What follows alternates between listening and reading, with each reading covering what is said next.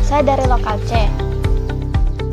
Kali ini saya diberi tugas yang pertama tentang kesalahan-kesalahan ejaan yang berada di ruang publik yang tidak sesuai dengan PUBI.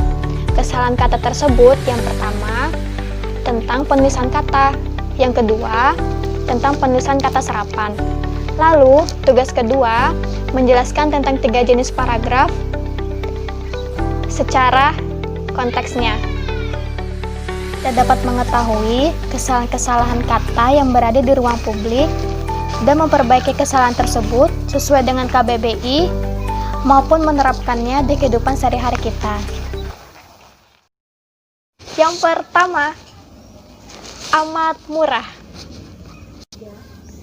Nah, kenapa sih dari kata amat murah ini salah? Karena menurut KBBI, kata amat itu tidak baku. Yang bakunya adalah kata sangat.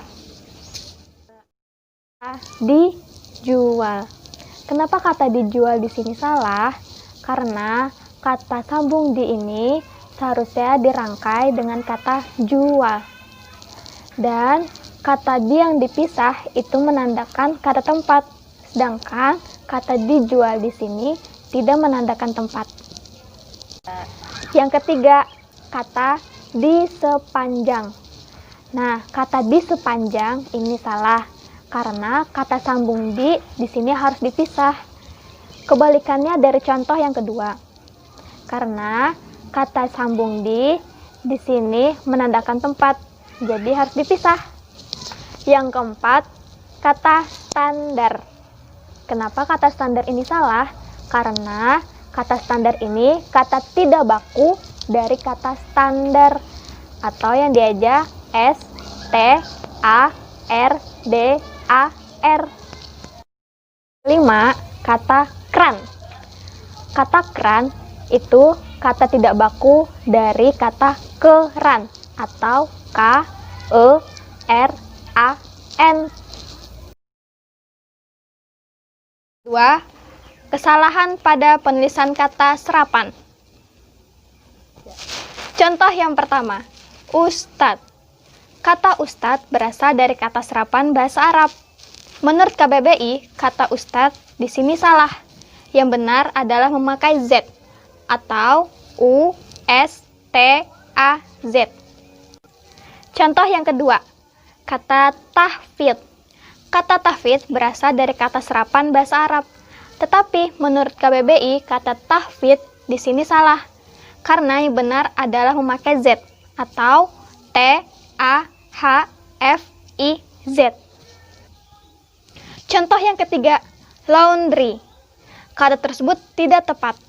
Mengapa? Karena ada penulisan huruf salah satunya, yaitu O.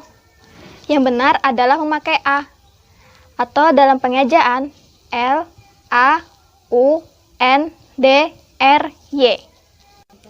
Contoh yang keempat, kata musola.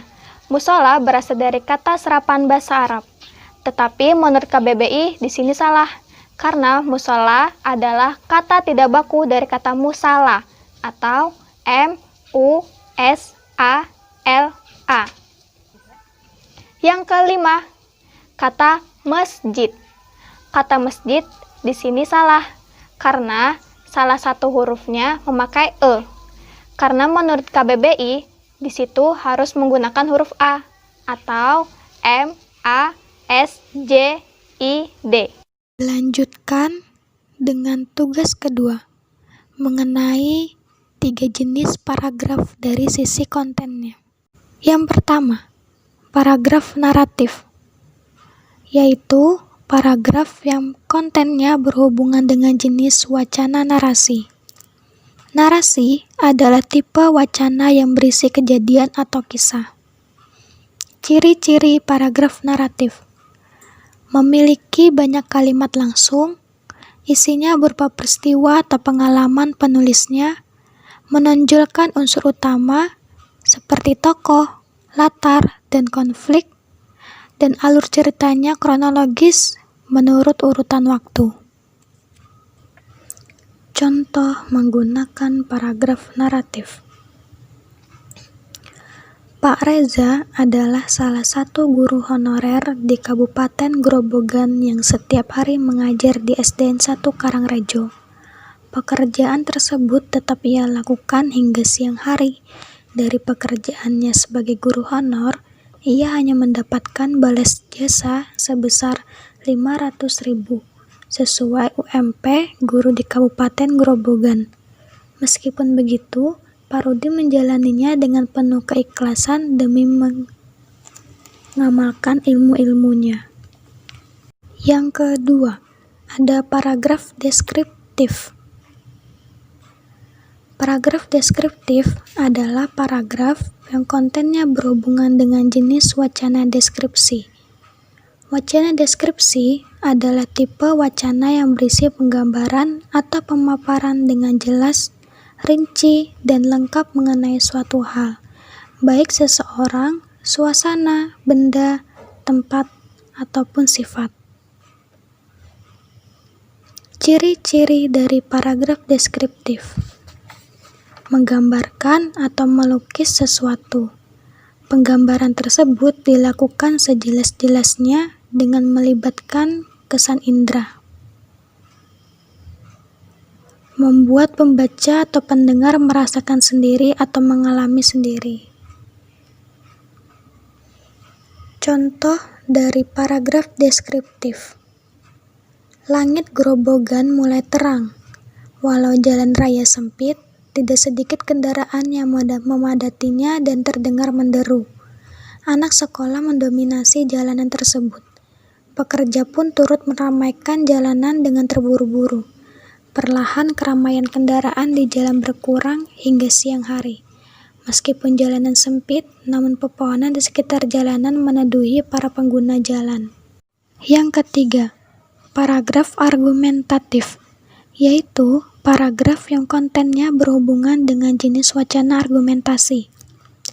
Wacana argumentasi adalah tipe wacana yang berisi pendapat, pembuktian, pendirian, gagasan, dan dalih terhadap sesuatu. Ciri-ciri paragraf argumentatif: pertama, berisikan pandangan, pendapat, dan keyakinan sang penulis terhadap permasalahan. Kedua, memiliki data faktual yang digunakan untuk meyakinkan para pembaca. Yang ketiga, menguraikan suatu permasalahan dengan cara menganalisa dan memberi sebuah analogi. Yang keempat, diakhiri dengan kesimpulan, yakni berupa pendapat yang lebih luas, bukan merupakan penegasan ulang topik utama. Contoh yang menggunakan paragraf argumentatif: polusi udara terjadi di seluruh negara, bahkan di daerah Grobogan utamanya terjadi di kota Purwodadi. Kendaraan bermotor menjadi sumber utama polusi di daerah ini. Hal ini mengakibatkan udara menjadi tercemar.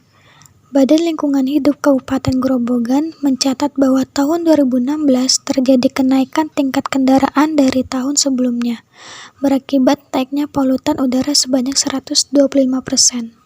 Demikian dari apa yang saya sampaikan mengenai tugas media tes bahasa Indonesia, yaitu pertama, tugas mengenai kesalahan kata yang berada di ruang publik, maupun tugas kedua mengenai paragraf yang berasal dari sisi konteksnya.